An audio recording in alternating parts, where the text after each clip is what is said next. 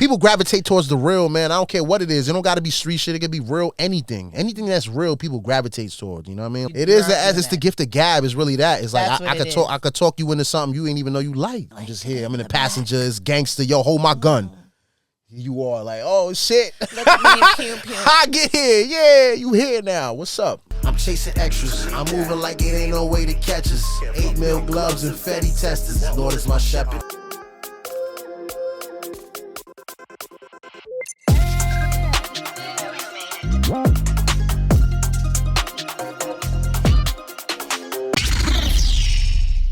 Hey y'all, welcome back to another episode of On the Mic with Bex podcast. We're back for another season.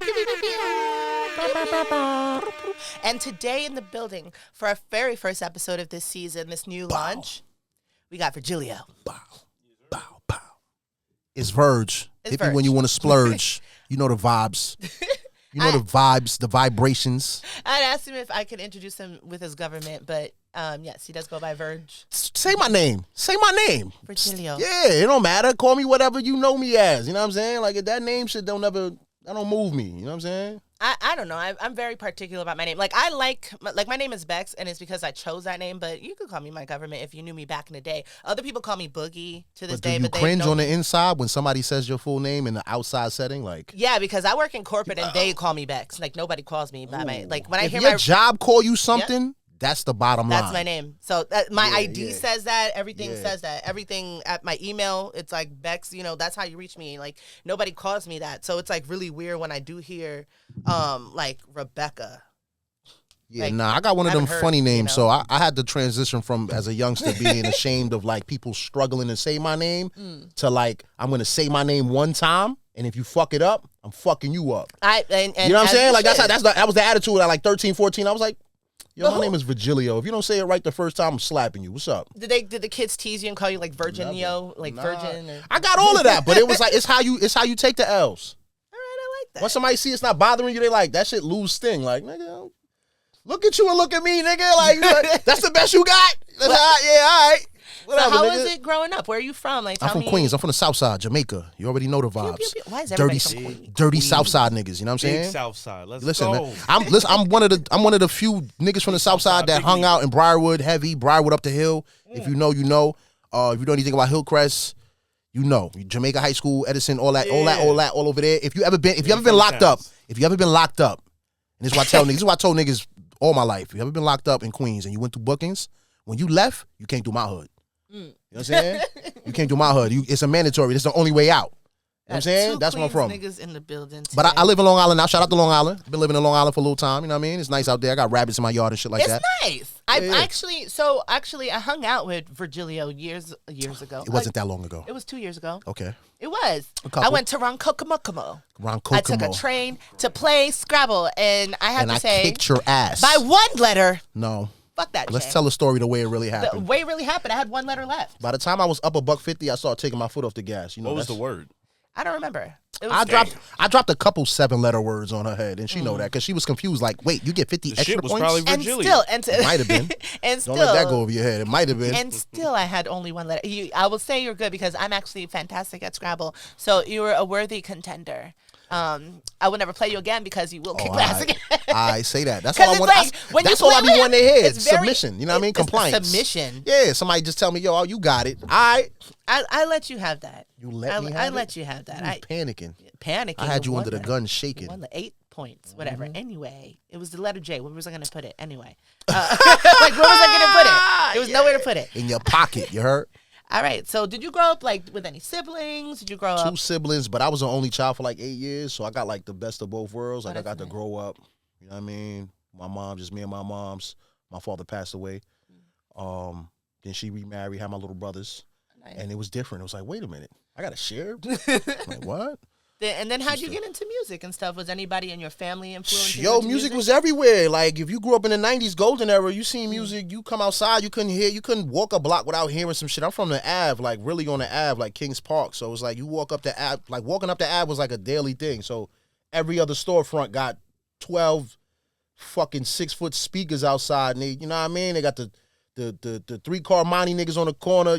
We going back to Young World and Gertz Mall. We going back to that, like classic, real Queens. You know what I'm saying? Like these niggas be from Queens, but they don't be from Queens though. You know what I'm saying? Like, so the music is everywhere, and if you from that era, from that town, something moved you in one way or another. So I like the writing aspect of it. I've always been a thinker, always been a writer, and music just seemed like a Mando thing, like I had to do it, a mandatory thing. Like, and then you in the park, everybody spitting their little fucking rhymes. I want to get my rhymes off too, nigga. Was your first rhymes like whack, or was it like something that like? I'm gonna be honest. Was it right off the top, or was it something that you pre-wrote? You're like, I'm ready for like it's my time to shine right now in the cipher. I'm gonna be honest.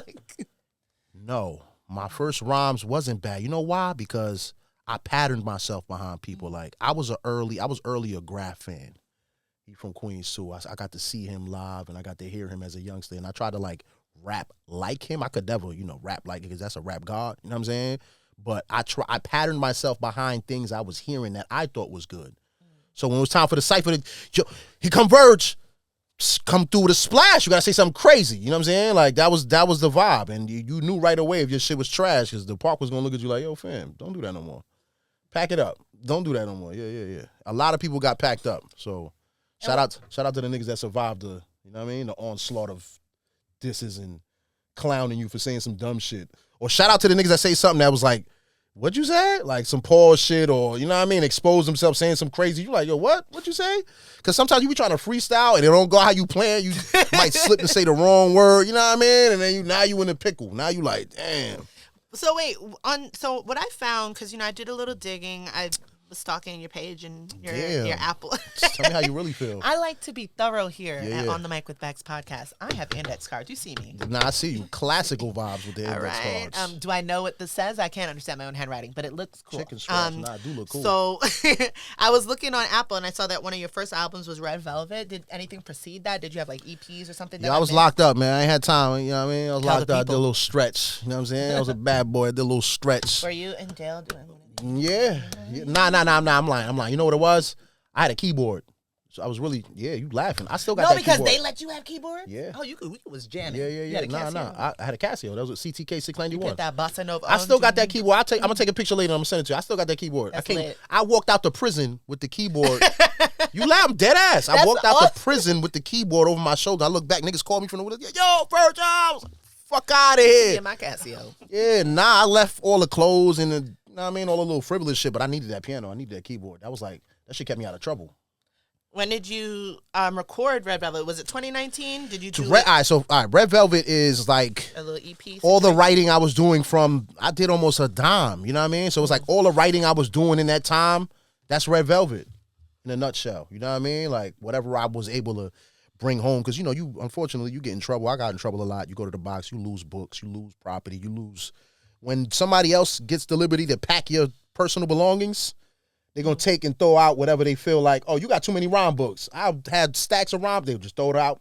What's this, gang knowledge? Throw it out. I believe it, because I was going through your discography and I was going to say what I admire about you is you're very ambitious and you're very like persistent. Even now, like, on Instagram, I see you, you have 2 shows now. I saw you start with community service. Mm-hmm.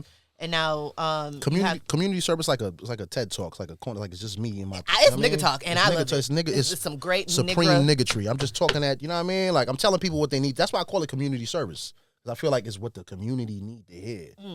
Like I spoke about how some guys need to crank one out before you come outside because niggas be too horny. You know what I'm saying? Like niggas be too horny. Mm-hmm. Crank one out before you come out your cell. You feel me? Like before you come out your little spot. Crank one out, and then because everybody, it's not just for the dudes, it's for everybody. The females too. Out. Post nut clarity. You can't tell me you never had a time where you was horny, was about to press send. You decided, let me go incognito mode. You crank one out, and then that send, you deleted. You realize, wow, I almost humped this ugly nigga. Like, so it's like, almost went back to some bullshit. Right. Ew. I tell people all the time, rub it out. Come outside, everybody ugly. That's can get fact. On, Nah, that's a fact. That bitch you thought was fly, you might be like, damn, she not even that fly. And she stink. And I bet you her credit score low. That's what you gotta be. Talk nice. Bad credit. Nah. There's a lot of people looking for saving. Please save me. You know what I mean? All right, and then I have some other questions. How do you feel like? Because I was looking at your latest project, A Timeless Head, and the one before that, Down Bad Records. That's No budget. There's a compilation album with me and my brothers. You know what I mean? We just go in the studio. Heartbreak Julio on that. Bogart, Heartbreak Julio. You know what I mean? The bros, they in the trenches with me. He's really my friends. You know what I'm saying? Was Bogart on Bagging Up? Because I was like, who is this deep voiced man? Yeah, Bogart. He has a nice voice. He does. He has a very interesting voice. Like I was like, I could tell. Yeah, he a real guy, real gangster. You know what I'm saying? Really lived his raps. Really got a hole in his head because somebody tried to kill him. So. Oh my. Yeah, baby mother got stabbed. He lived a crazy life. God damn. Listen, my boy is so ratchet. He got kids by sisters, so they like brothers and cousins. He going I'm gonna get a phone call when he see this, like, yo, nigga, put my shit in the streets. Interesting. It's the real, nigga. I'm giving it up raw, nigga. That's what I hear. Sometimes you gotta lie in your rap. I like it. You gotta give them the raw. You heard? They gotta either accept it or they don't. I wanted to. That's hilarious. I wanted to actually dive into like the versatility in your music too, because you also are multilingual, bilingual, if you will, and I really like that El Cocolo EP. I was listening. I don't know what the hell you saying in there, but I was like, Cocolo. Cocolo so is like a Espanol is muy malo, but that's a slanderous term. That's like it used to be. That's. I mean, like no racist. I'm not a racist because I'm a black man, but that's what a lot of my Dominican and Puerto Rican brothers call like a black man. So when they say I know black, I Dominican, they be like Cocoyete Cocolo. Okay. You know what I'm saying? Like they call it. That's an old school, like saying nigga. You know what I'm saying? Like it's a little racist undertone, but I laugh at it because I'm like I'm my mother and father Dominican. I was born here though. So the Dominicans that come from over there, they look at me like an American, and then the Americans over here, like the black people over here, like look at me like a Dominican. So I was like never enough to fit in with any crowd. So I just like fuck it, fuck all y'all. I'm out here ESL gang. What's up? ESL gang. Yeah. Now I ain't know no English when I was a kid. I learned English in school. My mother didn't teach me no English in the crib. She was speaking Spanish. You had to catch up. You either know what she's saying or you don't. You know what I mean? You don't eat. You don't know what she's saying, you don't eat, you heard? When she tell you come here, ven aquí. Yeah, I would have been like, puedo dejar mi mochila aquí, por favor. You know Spanish? Where you learn all this? I learned that from my Puerto Rican Spanish teacher at 3rd grade. Can I leave my book back here, please? My mochila? Yeah, mi mochila aquí, por favor. Yeah, you know a thing or two. You can get around Mexico, you know what I mean? Like, no problems. El baño. El baño. Yes, I know some stuff. No, but I do like the versatility in that because it just shows your versatility as an artist overall. Even when you are in your Drake bag on SDK singing Virgilio on Auto-Tune, it did send me. I like to do the R&B records more so like a reference track for like, because I'm offering verses. Your pen is weak. Come see me. Yeah, you really listen. You really tighten your shit up. You know what I mean? I didn't. I'm gonna be honest. Like when I met you like a couple years ago. And at a show. I didn't see you perform. I had left. I was there supporting somebody. Okay, because I know that Julio performed and like my other friend at the time performed. So I wasn't there for a long time either. I just left. Nah, you was mingling though. You was moving around that crowd. That whiskey. She was on that whiskey. Yeah, nah, you was mingling though. And I think did you come and play the video games on the, were you? I don't know if you were there. No, you didn't come that time. You came another time. Oh, you talking about Wonderville, right? Yeah, Wonderville. Yeah. It was. So I didn't even know that like you were an artist until I actually went to your page and I scrolled through a couple. Yo, you couldn't tell? I don't look like an artist. You look like Virgilio. They tell me I look like a rapper. They told me in the streets. They say, yo, you look like a rapper. You did come. Yeah. You don't think I look like a rapper? I mean, right now you do. Grills, everything. All the time, though. I don't look like a rapper 24/7? No. When you ever see me, I ain't look like a rapper. I was at work or something? No, I just feel like I know. Like, you see me off duty mad times. So Sly is a rapper, right?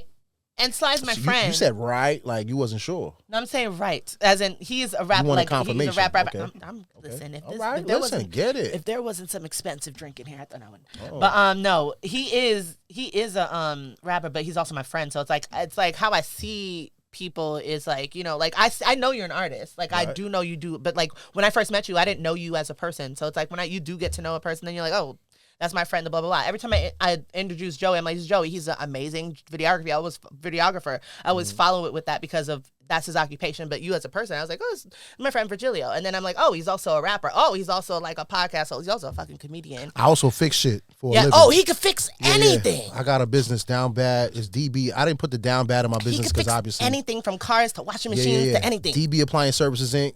I got business cards and all of that. It's like autism. I've been self-employed since it's 2021. Like a special skill. Nah, that's, It's really crazy. You could fix his headphone when we're done. I could. I could make something happen. Put a little, you know what I mean? A little razzle dazzle. I had called him. I was like, it was so funny because my door actually ended up getting fixed. But I was like, I know somebody who could fix anything. And he was like, yeah, I'll be there. And I was like, wait a minute, this nigga really can fix doors too? That's crazy. I got a tool bag in my trunk at all times right now. Oh my God. I got a tool bag. Yeah. Ready to go. Battery charged. That's hustling. Yeah. That is 14-volt battery. Big very Milwaukee. Admirable. Shout out to Milwaukee. Big Milwaukee gang. My journeyman niggas is gonna know. They're gonna feel me when they hear that. They're gonna like, yeah, Milwaukee drill. Yeah, I got one of those. I'm in awe because I'm like, when do you sleep? Ain't no sleep. You sleep when you die. Sleep is the cousin of death. You how many hours of sleep you got yesterday? Like 3. I'm on like 3.5 hours. Damn. Are you done for the day after today? After this is over. This is me and the Julio. Me, then the Julio, and the 1800. That's it. Right. All right. So I wanted to talk more about your shows that I see now coming up. I think that's like important for the community. How did you get from your show, community service, to now hosting another show that's not yours? My show was like a tryout. That's all. That's the long and short of it is the studio I go to, shout out to Hot Water Records, the studio I go to been advertising like, yo, we got a podcast room, like picture like this studio. They be sending out coupons and shit, yo, come record over. So he been advertising, yo, I got this room. Nobody else, I ain't never seen nobody, maybe somebody has, but I never seen nobody put it out working in that room. So I took the liberty to say, really it's for me. I put the work in for me. I put the work out for y'all. Like really the shit be for me. I just want to talk, get in there. Same thing with the music. Like, I don't give a fuck if niggas feel me. I'm talking my shit, and that's it. You either gonna catch it or you don't fuck with me, and that's it. But I go in there, I do my little community service. I'm at like third episode or 4th episode in, and he's like, yo, man, I want you to do Hot Water Record podcast. Like he had his own podcast that was like 200 episodes in already. He was just like, yo, I'm looking for a change, like a revamp or just an injection of like new life into his show. And he asked me to be his host. And we worked out a little, you know what I mean? A little behind the scene, you know what I mean? We worked a little, little bartering. Little barter system. Yeah. I get a couple hours in the studio, podcast host, you know what I mean? And for me, it's love because it's like, yo, I get to learn dope artists. You know, first of all, we like, screen them. What type of guests do you have on? We be screening them. We be screening them. You're not coming on the show if I ain't hear something that I like. If I ain't hear nothing or see something that I like, you're not coming on the show. I'm sorry. Keep banging. That's true air sign energy. That's keep how I banging, am. Keep banging. And I'm not saying you can't get to that, but you're not just putting out one record and you coming on Hot Water Record. This is the energy I'm on. I don't let nobody diss anybody here. I can't handle it. I actually had just somebody on the show and I just never aired the episode because it wasn't that. Sometimes it's not that. And that's respectable. It's like, yo, listen. No. I'm sorry. We move just like a job will tell you, we're moving in a different direction. I'm sorry. Thank you for your application submission. Thank you for your application submission. Yeah. We're going to move in a different direction. Yeah, we found somebody else. Yeah, and sometimes it's that. And even with music, sometimes it's that. And I can't tell you how many records I left on the show. I got a nasty vault of records that maybe other people like. You know what I mean? Like, but I don't like it, so it didn't come. You know what I mean? It hasn't come, or it hasn't been the time yet. I got disc records that's still in the vault. Oh, who be dissing? Yo, I had a disc record. Shout out to my nigga G Code. I had a disc record for G Code. And we had a 3-hour conversation about that shit. Because how it spawned was, I don't got no hate for him in real life. Like, that's the nigga from my hood, you know what I mean? Like, how it really spawned when we was in the PlayStation Party app. Shout out to my gamers, y'all know what I'm talking about. When you playing games and it gets hectic in the chat, yes. Niggas is talking, saying whatever. Concrete jungle. Yeah, so one of my mans was like, we all from the same neighborhood. One of my mans was like, nah, G Code the GOAT. And I was like, the GOAT? What you mean the GOAT?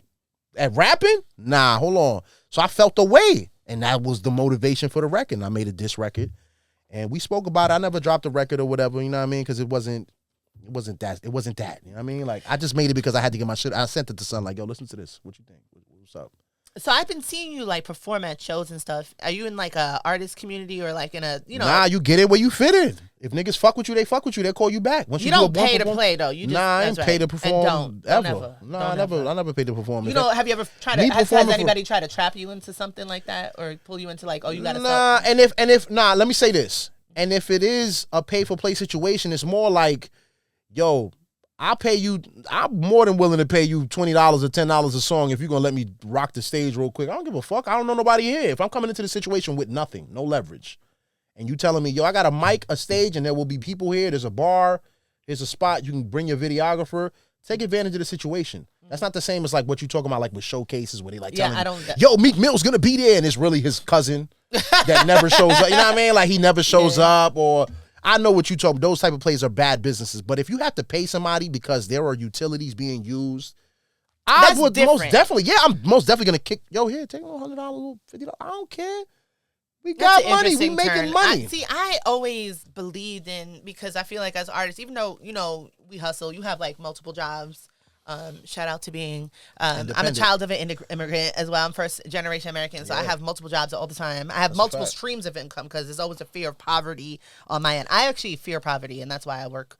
So that's a good. I be walking by homeless people. I'm like, Lord, please, thank you, Jesus. That's a good way to think. Thank you, Jesus, for the shelter in my mind every time, because I just don't want to end up in that situation. And I think it's also being an immigrant, being a child of an immigrant, and all that. Just that mentality of like, well, I'm here. I'm gonna take all the opportunity I can to continue to. Yo, but the flip side to that coin is the average millionaire got 7 streams of income. So it's like, exactly. If you ain't working, you don't like money. You really don't. I was talking to my friend the other day, and I was telling her, she was like, "Oh, I want to make more money." I was like, "You can. Money is there. You just have to figure out how to get to that money." And I ain't talking elite. You ain't got to get on the block. If that's not for you, it's not for everybody to get on the block and do what you do. I'm too old. Well, it's that too. But it's just like if you are, most of the people. Listen, I did a lot of time in prison. Most of the people that I met in prison was there because they were trying to force it. You know what I'm saying? Divine timing, yeah. They were trying to force it. They were trying to do too much. I ended up in prison because I was trying to do too much. I should have just stayed in school. I done went to college. I done went all of that. I did all of that. When I took my GED, they laughed at me. The teachers was like, yo, you finished in half the time. You damn near got a perfect score. You don't belong here. Why are you here? Why are you? Decisions, sliding door moments. Yeah. And you don't get those. You don't get to take that back. And I always preach that in my music. You don't get to take that back. But here's the thing: like, we all have, you know, regrets and shit, but what we do with those regrets is really what makes you, like, that's what makes you know. So it's build character, right? Nah, but I always like to pass it down. Like when I'm playing basketball with the youngsters and they on the court, and I see them talking about shit that I'm like, yo, you attracted to something I do. Like they might see me after the game smoking in the parking lot, and they attracted to that. I'm like, yo, yeah, this is cool, but stay on this path right here, bro. Yeah, because this ain't for you. You know what I'm saying? Like I can see it in you. You a bitch. Let's keep it real. I told my little brother that. I told my youngest brother that we had a situation when he was in high school. He was trying to be a nut ass nigga. He got caught smoking and all type of dumb shit. I said, yo, I'll fuck you up for real. You don't want to be fighting for your cookies and peanut butter and jelly in the morning and shit like that. Like, you're not ready for that. Threw him on a wall, search him like a CO. Like, yo, you did a scare straight with your brother. Yeah, like, yo, you not, and that shit, and not for nothing. And not for nothing, he never got in trouble again. You know what I'm saying? Like, sometimes it's that. Sometimes you need a little tough love. Like, yo, bro, that's not, even though I didn't feel like it was for me either, but I was really that. You were able to. You're not that at all. How about that? I was really that. I'm still that. Some of it. You know what I mean? Like, I'm not half the nigga I used to be, but niggas know me. You know what I'm saying? I'm outside. You feel me? Like, I ain't gotta say too much, but he's not that at all. So it's bad. Like, yo, I was like, yo, I feel I would be more worried about your safety than anything. Like, damn. Do you see yourself being a mentor to other people? I try to. They just don't pay people enough for that. And I know part of that is supposed to be your contribution back to the neighborhood and back to society, because I took a lot from society. So I never feel like me giving back is like, yo, I'll give back whatever I can, whenever I can. But at the same time is money. Yeah. I can't drive to Crossroads where I was at. I've been to Crossroads as a child, and I heard the programs they have on the radio where they're like, yo, if you feel like you could come speak to the youth and blah, blah. And I be compelled to go do that, but I be like, yo, they want you to come at 9 a.m. on a Monday for like, $15 an hour. And I'm like, yo, bro, I make that. What? Like, I make, it's $80. For me to knock on your door is $100. When people call me and say, yo, can you come check my washing machine, my refrigerator, or my microwave? It's $100 just for me to knock on the door. Once I'm in here, once I put my tool bag down, my tool bag is in your kitchen, it's $100. That's it. That's it. You signed up for it. You already know what it is. It's a diagnostic fee. You know what I'm saying? I got to tell you what's wrong. So there's always like a. But I would love to speak to the youth if there was some money there, because I feel like they need to hear it from people they believe. You can't just be talking it and they look at you and they can tell like, bro, you wasn't here. I remember those guys coming into the B-Rad. Trying to no, not even. Yo, stay off drugs. Yeah. Stay off the street. It's those people too, but it'd be like a lot of like posers, like people who like, he might have been outside or he might have had a relative that was outside, but he can't really give it to you how he's supposed to give it to you. He can't really talk pause. He can't really talk to you how you're supposed to be talked to. You know what I'm saying? Like, some of these little niggas need to hear it in a raw form. They need to hear it like, yo, bro, yeah, I see what you doing. I see what you trying to do. But when you end up here, And that here could be anything. That could be prison. That could be death. That could be loss of family. That could be whatever. You financial burden, whatever. But when you get to that here, that shit different. So if you, I feel like a lot of kids just ain't see that it's that. They think it's something else, and then when they get there, they're like, "Damn, yo, I wish somebody would have told me," because that's how I felt. A lot of them got like courage in the story of it all, right? The story and the fantasy, yeah. But it takes the allure. Exactly. But that's what I'm saying. If you really listen to my music, I'm breaking down the allure. I just had a show where I performed. The first record I did was called Satan's Horns. The hook is literally, you mess with the bull, you get the horns. Facts. I'm telling you what it is, and I can speak from a first-person perspective. I've been behind a wall. I've been in mediums. I've been in minimums. I've been in every type of jail except for a federal one. Yo, even if it's not like an official licensed mentor and all that, it's like that knowledge that the OG has down, but it's a tricky slope because it got to be some swag to it. They still gotta want to fuck with you. They still gotta see you and be like, damn, I kind of fuck with OG, what he's saying and all of that. But if they feel you a clown, because I had older guys that was trying to talk to me when you know, anybody who ever been through Spofford, Crossroads, Horizon in the Bronx, or any NSD home, niggas that been doing this street shit for a long time know exactly what I'm talking about. If you've been through these facilities, you've been through Rikers Island, you've been through any state facility, you know sometimes they bring these guys through and they be jokers. Like, you could tell, like, nigga, you probably hardest shit you ever been through was a parking ticket. Like, fuck, you know what I'm saying? Like, I can't relate to you. You know what I'm saying? Like, I'm 16 already going through heavier shit than you. Pause. You know what I'm saying? Like, on some real Southside shit. Like, luckily, I had my older brothers. Family be that. Yeah, and they family be that. And they only doing it because they love you. They care about you. They like, yo, bro. Exactly. I had a hard time. You know what I'm saying? So I know, like, if I had a hard time, yo, this shit could get. Then that was the love I had for my little brother. Like, yo, I just don't see it in you, bro. And that's not a diss, it's not a slight, because there's people that sometimes you think they're gonna be pussy in here and they come in here and they turn up. They turn, because it's parts of that people who never been there or you know, it's just realms of it you'll never understand. Like, it's just a different level of like savagery where you just gotta turn into that, or you just gonna be fool. You just gonna be a guppy. So it's like, you gotta have it. You gotta have somebody out here that's preaching to the community, and that's what my show. I'm from Rochdale, by the way. So okay, shout out Clay, shout out Pam. Yeah. All the way down Suffern. Yeah. I know. Listen, I'm a real Queens nigga, man. Niggas know me from all over, and if they don't know me, they hated on me. You heard? They heard about me somewhere. I fucked they bitch, something like that. I was gonna say probably that. Yeah, you know, I do a lot of that, but it's all right. They be all right. I hear it in your music. I'm like, oh, another one. Yo, listen, man. No, I do appreciate your pimp essence. It's transparency. It's like not really. that. I'm not doing no pimping. You're I ain't not. got nobody out here I selling anybody. I said the the essence. It is the essence. It's the gift of gab. It's really that. It's like I could talk you into something you ain't even know you like. You like, damn, I don't even know I like this type of shit. I didn't know I liked it. I'm just here. I'm in the passenger. It's gangster. Yo, hold my gun.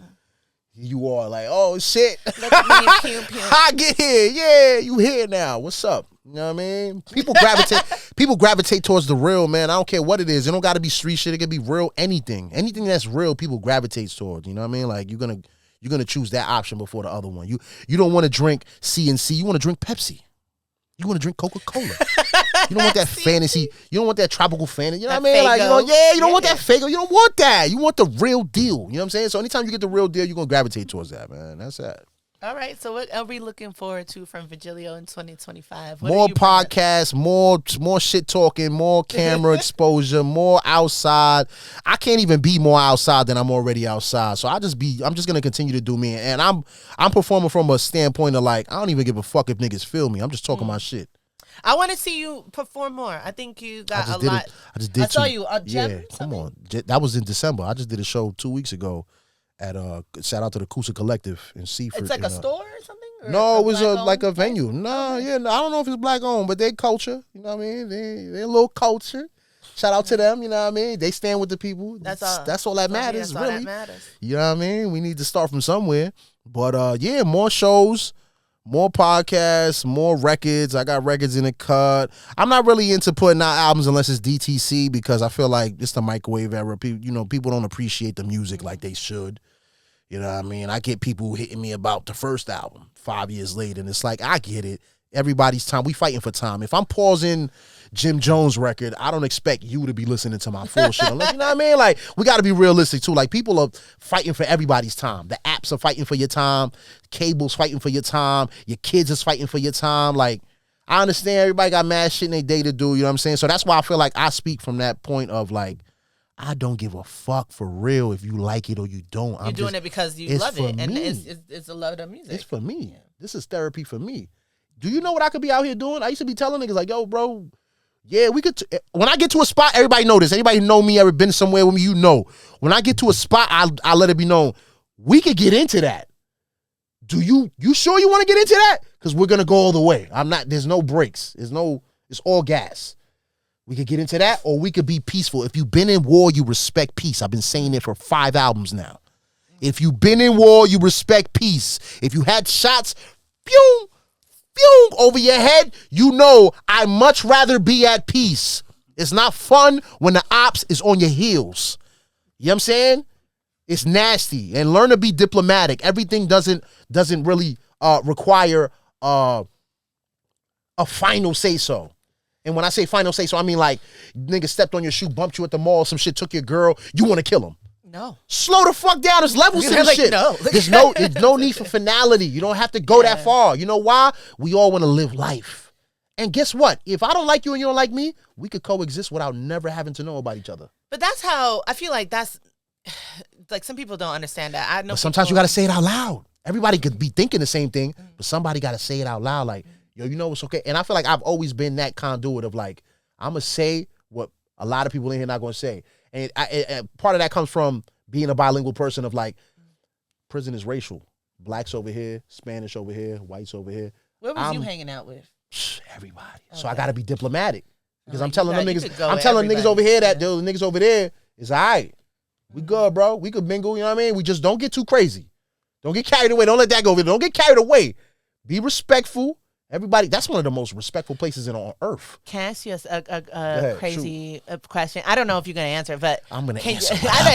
However, but I can, when you were locked up, can you tell me like a moment where you were actually afraid or like some crazy shit went down? I was scared to death every day. Oh, damn. What? Listen, whoever created that narrative of gangsters don't get scared, you ain't never been nowhere. You ain't never been in your cell. You don't control when the door opens. You ain't never been in your cell and be nervous like, yo, when this shit crack, it's popping. As soon as this gate crack, it's war. When was your first? My first, like in that setting? I guess riot. I don't know what you say. I've never. I was been in a riot. I've been in a riot. I was in a riot at Kasaki 2007. It got nasty. You know what I'm saying? A little situation. I can't say the names and all of that. The gangs and you know what I mean? But it get nasty. Everything turns into a blur. You choose your target. You go at it and you hope for the best because you could get cut. You could get stabbed. I'm fortunate enough to come home with the baby face. Why? I don't know why. God did. See what I'm saying? I don't know why, but God really did. You know, God did. And sometimes it's that. Sometimes it's, yo, you went into it with the right attitude. Like, yo, I don't want to hurt you niggas. First of all, I was lifting the whole yard. Every jail. Niggas know. And I hate that we got to go to but this is my history. I can't deny my, you know what I mean? Like, I can't be real not look at that part of my life. That was a big chunk of my life. I went away at 18. I came home at 27. Like, that's a lot. You feel me? Like, and I feel like I'm fucking 20 something now. You know what I mean? Because I've been home for 12 years. But like, there's Arrested Development. Yeah, that was a time for like, yeah, that don't count on my life. That's how I look at it. Like, nah. Let me scrub that. Get that off the redact that. You feel me? Like, when I came home, I was 19. Even though I was 20, I was 19. So now I'm not 37, 30. I'm in my late 20s. You know what I mean? Forever young type shit. I don't move like it. I still move as an adult. But the mind frame is that, like, preservation. It's crazy because I talked to you, like, I like just talking to you about that. Like, I think about what I thought I could do. Like, because at 19, I was not doing what I should have been. I played lacrosse in high school. And then at 19, I was not playing lacrosse. I was selling drugs. Like, I thought I was like, but if I had really gotten caught at that time, I would have gone down. Like, I was not selling weed. I was selling some shit. And I was with a nigga who was selling some shit too. So it's like, and I feel like that, like, I didn't realize them because of the privilege of not ever being in any trouble or growing up in that type of environment. I just thought of it as literally as a business. Like, oh, we sell this. Money you know, made. That's a lot of people. But now I look back, especially now talking to you, I'm like, yo, I really could have been under the jammed jail, up. You could have been one of us. Oh. You could have been one of us. Fortunately, and I would not have made it. I would have definitely been braiding somebody's hair. More people need to say that. Namming cat, everything, every More day. people need to have that revelation at a young age. Because I can't tell you how many guys, I can't tell you how many guys end up in a spot and they on the phone like this crying. Yeah. Gangsters. These are niggas that I thought was gangsters. Fell out in court. Crying, talking to their mom. Please come get me. I'm tired of this. I can't go. Yo, bro, when I got to like my 3rd or 4th year, I was tapped out mentally. Like, yo, I'm still here. 22, 23, after coming in at 18, 22, 23, I'm like, this shit ain't over yet? Like, you wake up every day, like, and to answer your question about the fear, like, you get that the first time you have to do something against your own will. The first time I had to leave a visit and the CO said, turn around, drop your drawers, and spread them. I got to see if there's drugs in there. I got to see if there's contraband in there. That's the first time I'm scared. Like, wait, what? You got to look at my butthole. Oh, no. It's not even, and I hate that. Like I said, I hate to have to be that derogatory, but that's really what it is. Well, the first time you realize, it's the gravity of it. It's the first time you realize, like, yo, I have no control. Spread my ass. I would be like, excuse me. The only control you have is if you're ready to go that far. Like, yo, if it's life or death, like, yo, all right, the CO want to see in there. But if homeboy in the yard that's a booty bandit want to get in there, that's true. Because now you got to kill. Now I got to turn into fuck a release date. Because it's also like fuck a release date. At that point, it's fuck a release date. And I had a lot of those moments where I feel like I don't care about if I'm ever coming home. You're not gonna play with me. We not gonna do that. Nobody in New York State could ever. My DIN number is 06A6368. Nobody could ever play with me. I got tier 3 tickets. I done been to the box. I did a year in the box. A year the Giants won the Super Bowl. It was terrible. It was a terrible experience. You felt every day. Niggas lie and say, "Oh, the time flies when you get up." It don't fly nowhere. You count every fucking squiggly line. You see this table? I would have counted every squiggly line on the table because there's nothing to do. You in a fucking box listening to niggas scream all day about dumbass shit like a dog kennel. You ever walk into a dog kennel and hear how the chaos, all the dogs barking? That's what it sounds like. All fucking day. You just madness. You're like, yo, what the fuck is going on here? It's literally a time box. Niggas be in there talking about 1995 because that's the year they came in. They just stuck. So it really, if you're not wise enough to pick up on, yo, this is not the place for nobody. Gangsters, punks. Nobody belongs here. I don't wish that. Inhumane, bro. Yeah, it's that's what I was gonna get into. I'm like, man, if that part doesn't resonate to you, buckle up. Yeah, that's what, and that's it's resonating buckle right now. So I'm like, listen, I can listen. It's gonna be a rough ride if you're not prepared to listen, man. When I wanted to smoke weed, there was times I had to cheek it. And if you don't know what I'm talking about, you ain't out here. You know what I'm saying? Like, if I wanted to smoke weed in the box, it was times I had to cheek it, man. That don't mean I like play it back there. That don't mean I like no action back there. That's where the nigga, that's the only place they can't go into. How about that? You want to get away with crime? You want to talk about real? You know what I mean? You want to talk about real? You really out here? You out here for real? Nah, you ain't out here for real. Niggas ain't got Vaseline on them at all times. I want to ask you questions about food. Ask me whatever. We can talk about whatever. We got to take one part. Yeah. No, this is nigga on like fucking YouTube not YouTube, on Instagram that I love. I know he's in right now, and he got a phone, and every day he posts what he had for breakfast. Lunch and dinner. Is he in New York? He is locked in there. He's in New York? No, he's not in New York. I feel like he's in Georgia or something. All right, so let's talk New York. You in New York. What you want to know about New York prison? What y'all be eating for like holidays? It depends on where you at. Every like what? Because I seen like a delicious high sodium ramen situation where it's, what is that called? A brick? Depending on where you at is different names. Like some places call it the whip up. Some places call it a setup. I would be such a fat ass. Like, if I went to prison, I'd be like, yeah, everybody get the little Debbies. I'm going to make a cake. I'm going to mush. All right, let me break it down. Let me give you the easiest science on it. Depending on where you're at dictates what level of cooking you're allowed. And this is going to make perfect sense. It's going to make perfect sense in a state of like, if you somewhere that has stoves, then obviously you can cook things like rice. You can fry shit. You could, you know what I mean? You got different liberties. What are the amenities that? Because I see now this is veered into a different. This is the second the culinary skills. Look, all right. So when I was in Kasaki, that's a max facility. Like, it's life. Like, my neighbor had life. The nigga next to me had 20 to 30 shit like that. Like, they got long. Like, they made my little 8 years feel like, yo, I'm coming home tomorrow. These guys that were my neighbors. We're cooking out of hot pots. And all it is like a pot with an eye. You rig it to where it goes. There's no limit because it comes with a limiter. So you rig it, you make it direct. And now the eye essentially becomes like a skillet for you. So you could put a can over it, fry shit in it. You know what I mean? Shit like that. So that gives you the capability of like making empanadas. You can fry them up. Niggas making empanadas. All that. Yeah. You take the bread. You take bread. You poke out all the dough. You take the crust off. You boil it up into a big ball. Now you got flour. Essentially, eventually you'll have a big ball. Innovative. You flatten it out. You put your meat in it. Pause. You put your meat in it or whatever. You know what I'm saying? And you fold it up how you fold it up. The Spanish, we like to use a fork, go all around. You know what I mean? Seal that thing up, and you drop it in the oil and make what it make. You feel me? Is it bussin'? Listen, all the creativity, all the innovation comes from, I haven't had this in so long. I'm dying to have this.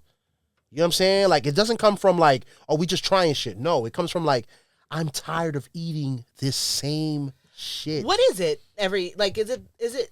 Because I've seen prison food is pretty much the same standard as school lunch food nowadays. It's worse. Because I know that there's that protein loaf that We've they been make eating. people. The prison population was eating impossible meat before people knew what impossible meat was. Let me start there.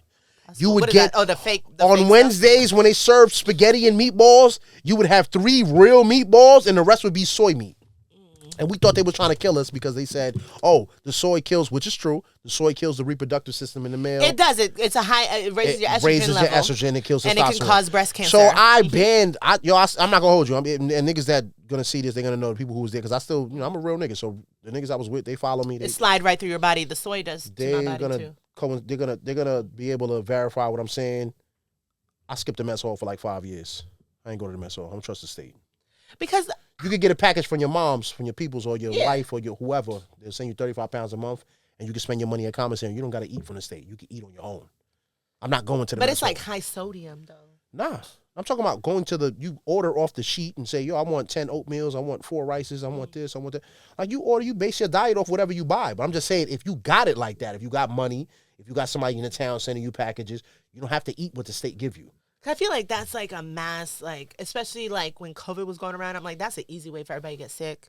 I seen the quality. I told you what I see is what I'm exposed to, and that's the internet and what I see. But I see the intention for a square meal, but I also look at it and I'm like, a lot of fucking calories are missing, a lot of vitamins are missing and nutritional stuff, and it's like all this stuff is from a can or processed. I don't know if that's fish or meat or what that is. Also, and is that humane? Because that's like the point of prison. They try to say it's like, like inhumane punishment is against the law, but I'm like, it's supposed to be a correctional setting though. But the point you're missing, does that correct a person to just like deprive them? I'm about to fuck you up. The factor that you're missing is these people that are in these situations have a mandatory amount of exercises they're going to perform in a week that the average person that's out here doesn't do. That's true. When you in a dorm setting and you got to walk from your dorm to the mess hall and back, and it's 2 miles, and you got to do that 3 times a day, you ain't got no choice but to be fit.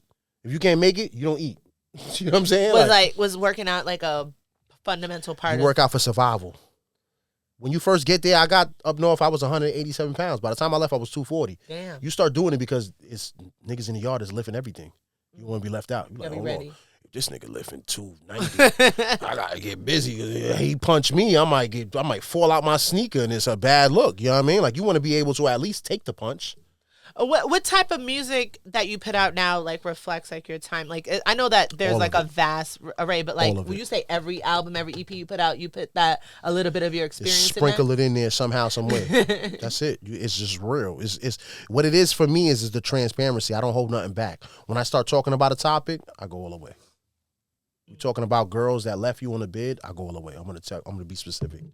That's another thing. It's like the family dynamic in the bid. You lose people. I lost my grandfather in 2010. That was like the 4th or 5th year I was in. You know what I mean? Like, you lose people, and that's just something you got to deal with. Like, they're not always going to let you go to the funeral. They're not always going to let you, you know what I mean? You got to prove it to them. Yo, was that immediate? To get a furlough. To get a pass to go. You can't, my cousin died. Can I go to the funeral? They're like, yeah, cousin, fuck out of here. Yeah, rest in peace. They be like, yo, rest in peace to the homie. That's it. And you just miss it. You know what I'm saying? Like, I didn't get to go to my grandfather's funeral.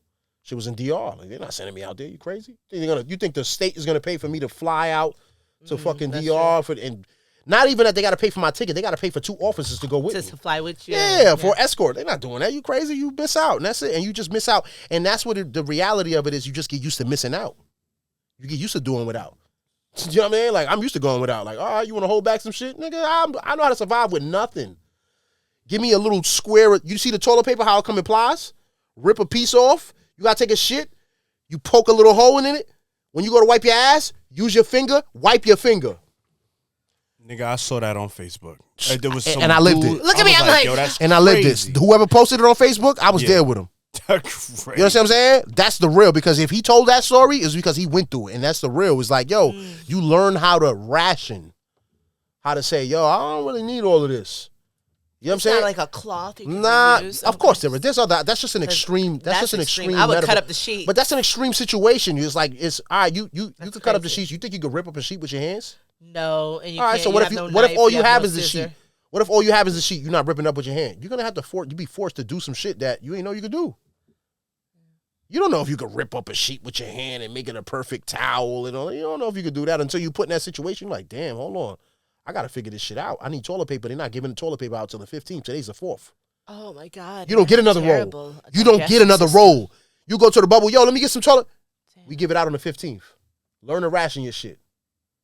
Commissary's only every 2 weeks. You don't get to go to the store every day. Are there lessons that you took with you? Of course. I live with the lessons. I walk with the lessons.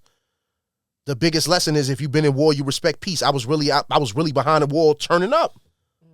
Cutting, stabbings, I did it. Oh, you can't tell me nothing about. There's no aspect of it you could tell me about that I didn't experience. When you talk about upstate boxing, you in there with another bunkie and y'all got to scrap it out because, yo, he pissed and the little bit of splash from the pee touched the toilet. I got to sit on that. We got to shake. It's violations. Just the smallest thing is like, yo, I got to stand on this just off the principle. Like, I don't even really want to fight you, bro. But we got to scrap because you did this. What was the culture shock and literally the societal shock when you left prison to come back into the disrespect? People too freely talk. People out here too freely to disrespect each other because there's no real consequence. It's not like when you in prison and you say something to somebody, 2 hours pass, he comes to you and he says, yo, take this knife. I got my knife. We're gonna go to the back and figure out because you disrespected me earlier. We got to figure out, you know what I mean? Like, it's the no consequence thing that really threw me for a shock. Like, yo, I went to the gym. Because the first thing I signed up for was the gym when I came home. And I'm playing basketball, and the young boys are telling each other, yo, SMD, yo, suck my dick, blah, blah, blah. And I'm like, oh, shit. I'm thinking it's about to go down. When I hear niggas say, yo, suck my, I'm thinking, yo, oh, shit, niggas about to bleed. Nothing happens. I'm like, damn, this is regular?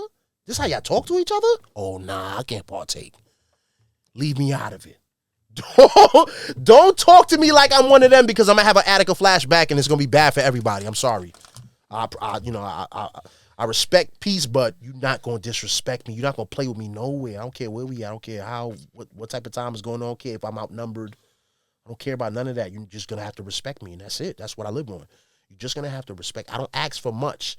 Respect. That's all I ask for. When I gotta use a phone, I'm gonna get on the phone. Y'all got a little program y'all doing with the herbs in the house and saying, yo, you can't touch the phone after. That don't apply to me. I'm sorry.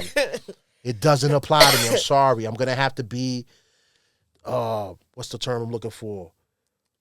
Nonchalant, civil, No. The exception. I've always felt like the exception to the rule when I come into the dorm and I see y'all niggas is herbing niggas. Nah, scrap. You're not going to herb me. I'm going to listen, I got the pictures. I could pull up the pictures where I got on my Timbs, my Polos, my Adidas, my Nikes. I had Barry Sanders, Jordans. You're going to see it in the pictures. The picture's going to tell you the story. The ticket's going to tell you I popped. The tickets is going to tell you, like, I'm not going for none of that. I'm going to catch my little tier 3. Hopefully I don't get a new charge. If I got to bend something out the frame, if I got to stick a can top in a nigga face, I don't care because guess what? Respect is the bottom line. That's it. That's all it is. That's really the realest currency is time and respect. You're going to respect me, and that's what people will die for, respect. And it's bad, but it's also very necessary. It's important. I feel like it's important for society in general to function as a whole because if we don't respect each other, it's like, how are we going to progress? How are we going to understand each other if we don't understand mutual? Exactly. Even if I feel like I could spank you, I could beat you. Like, yo, I know I could beat you up. Just at Scrabble. No. I've been known to pull a weave. Yeah. Here's the thing. I don't talk a lot about. I can fight really well. I'll say it right now. I actually can fight excellently. It's because sometimes I have a lot of rage. It's not about the fight though. It's a lot of rage in you me. Might but be able see, to I don't. fight. I don't. But what if I pull out a weapon? Right, but see, here's the thing. I don't go about talking about how I can fight. I don't do none of this long talk. Yeah. No if you touch me though, I don't. I hope I know somebody. I know you. I know that teeth might go. I know wigs might. Like I don't know. I think of all the rage and all the shit I went through in life. That's. I haven't fought. I'm 40 now. I haven't fought in probably 10 years. And you shouldn't be at this age. At this big age. At this big age, my ancestors would be like, "Shame on you," you know. But nobody's. But at the same time, also, when there's heavy disrespect, period. You see the breaks, I beat them off of you.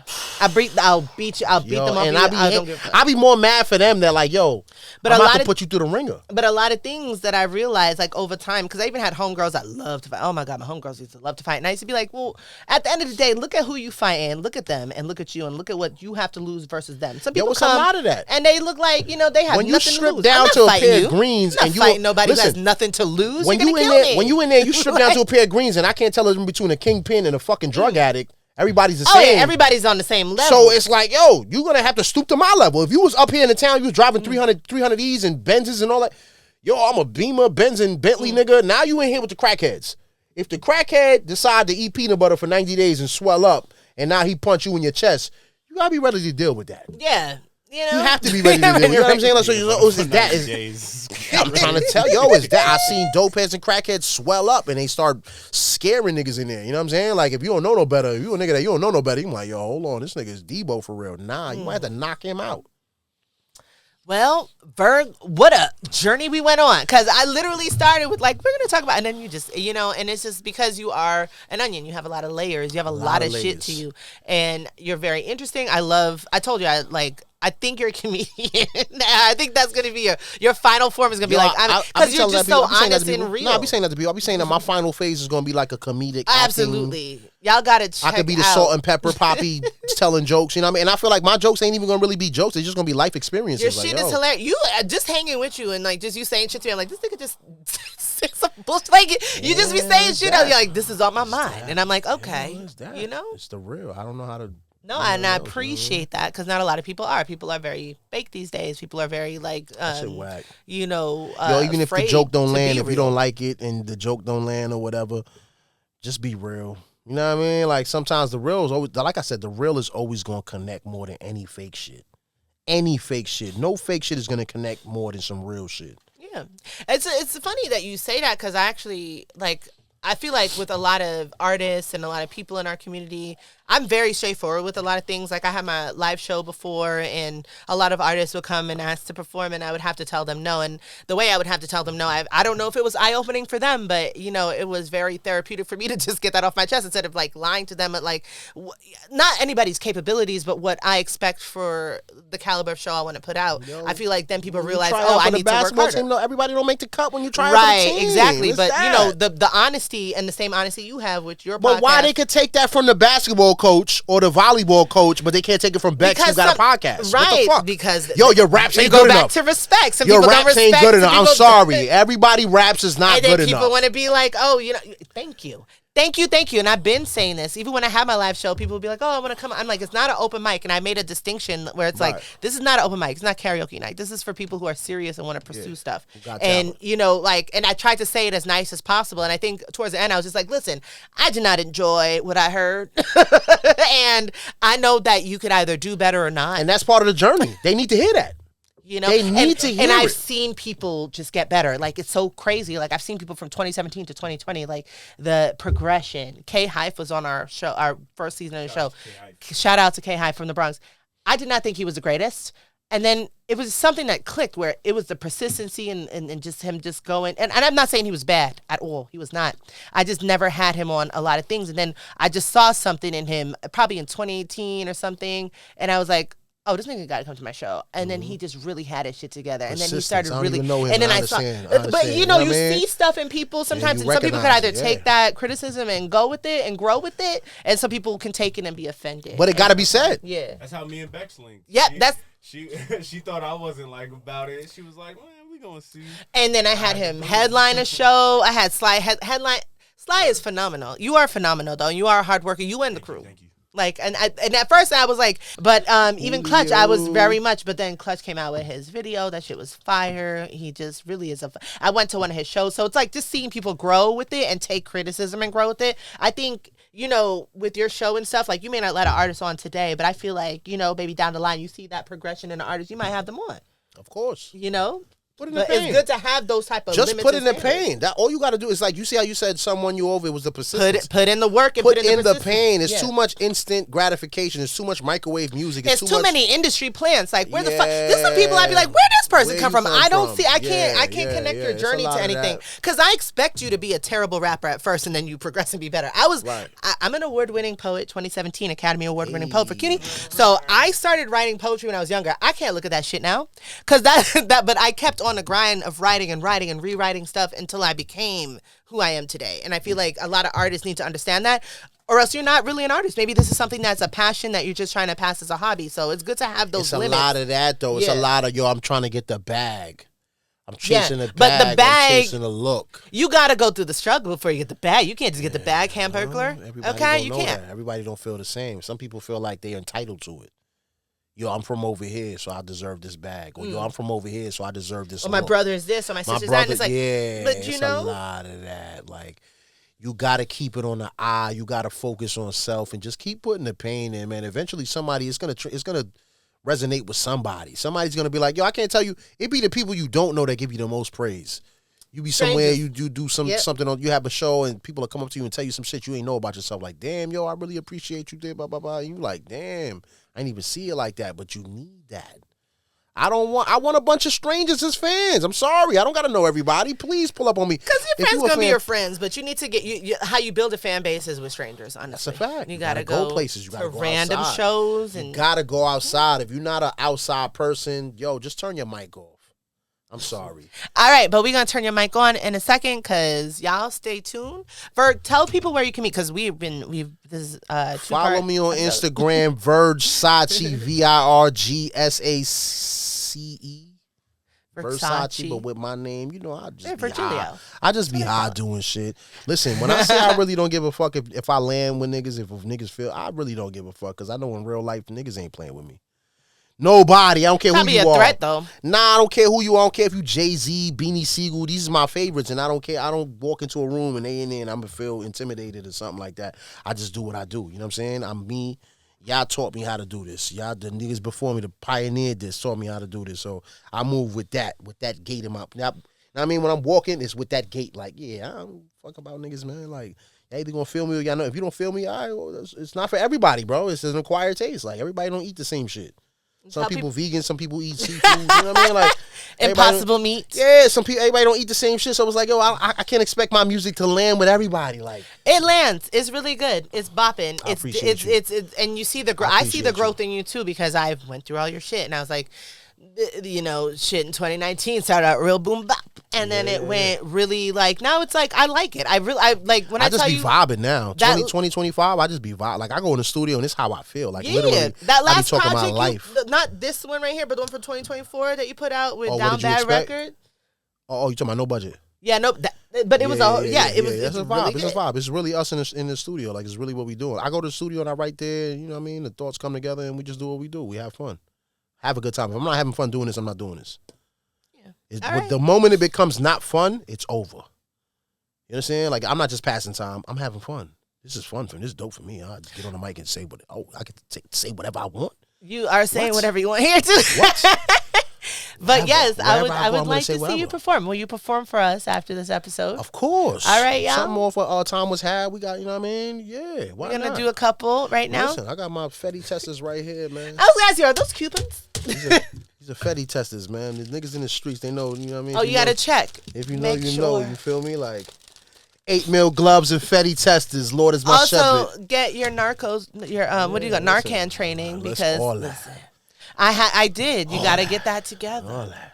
People out there. When you go to the beach, they start swimming. You need lifeguard, CPR training, all of that. Like, listen, get that Narcan. Niggas are laid. You out the here fuck getting out. high, I was and on you the don't know Q what you up train, against. And this nigga was laid the fuck out, and I almost pulled out my Narcan, but somebody else pulled out their Narcan. So really, go get that shit because that shit is going around. Yeah, and the Narcan is like last resort. Like you resort. You already in a bad situation. When I gotta pull out the Narcan. Up there. You sitting up there with Kurt Cobain and Whitney Houston. Nigga, come back down here. Why not have the tester wake the fuck up and you swipe and then they get real pissed when you wake them up too. They be like, "Oh, nigga, you was dead." Yeah, but they was having a good time. But you were having a good time, and you would have ended up in hell. I just slid you back. Sit you back so you get your life right. Tales from the go crypt. to heaven. Tales from the crypt. You know what I mean? Period. Some people tell their story from the other side. It's true. That's a whole other conversation. The whole fentanyl. I had a good friend. Some of us gotta lose. She was my best friend, and she got on that shit. I didn't find out the extent of it until she went through like the whole rehab situation. And I was like, bitch, you was shooting up. And then I remembered she like brought back something. I was like, bitch, you was shooting up. Because the whole time it was blowing my mind, addiction and shit. I think I put addiction in a box because I know what I have issues with or what I struggle with. So I never really go out into like, well, why would you take some shit that's going to make it slide on home, you know? But then I'm like, oh, but I be drinking. Yeah, well, and I could easily different strokes for different exactly. folks, man. You know, like I have my own shit, Everybody so it's like to not look down on that I shit. I could get high. I could smoke get your weed Narcan every training. day. Yeah, some people need dope. I mean, some people need alcohol. I worked in It's healthcare, and there was strokes for niggas that folks. could not stop drinking, or else they would smoke die. A blunt. I could never see myself smoking a blunt unless it's like some fucking regs or something, and being like, "Oh, ew." There's some people like, well, you give them the best weed ever, and they be like, "Oh, this is disgusting." I'm like, what? It's just different. Can't relate. I can't relate. I'm sorry. But anyway, Virg's gonna perform for us right now, y'all. We've been chatting. It's a good I'm time. excited. Anytime I'm in the building, it's a good time. It's a wonderful time. Like and we're about to have a better time. So y'all stay When you've been through a lot of bad times, you only got time for good times. I'm sorry. Down bad, but we good. Down bad, but we good. That's it. That's the slogan. That's the motto. You know what I mean? All right, y'all. Stay tuned. A time was had. Tune in. LIMS. Lord is my shepherd. You dumb niggas that don't know acronyms. Hear the music, man. This is easy. Look, this is 1, 2, 3. Look. My raps is like hooked on phonics. Look, listen. I'm chasing extras. I'm moving like it ain't no way to catch us. 8 mil gloves and Fetty testers. Lord is my shepherd. I got that shit that hit your nose and feel like pepper. If they run down, it's weapon strong cause I'm a stepper. I make a move, I make the news, I hit a stretcher. I'm smoking gas, used to the pressure. I'm moving fast, they playing catch up. How niggas having wars right on meta. Do everything and record like a setup. They not happy to see me back like Mason Better. And the fact that I'm with my man don't make it better. And we gonna rise to the top. Down bad, haters better stop. This year we going public, get your stock. And if you think you open, take your shot. I promise you your photo getting cropped. Read between the lines, if you see me better watch. I just fucked your bitch, so you know I got the drop. I'ma fuck again, even though I got the drop. She gon' say we friends and I mention how I chop. Gotta watch these bitches, man. Pay that bitch some ends if they ask, she forgot. You know me from where? I pay that bitch some ends if they ask, she forgot. Gonna rise to the top. Down bad, haters better stop. This year we going public, get your stop. And if you think you open, take a shot. Listen, man, fuck niggas, man. That's how I feel. I promise you your photo getting That's how I feel, man. I'm all for the peace, but fuck niggas at the same time, you heard? Fuck about none of that. None of that fly shit niggas talking about, man. Niggas can't out-rap me.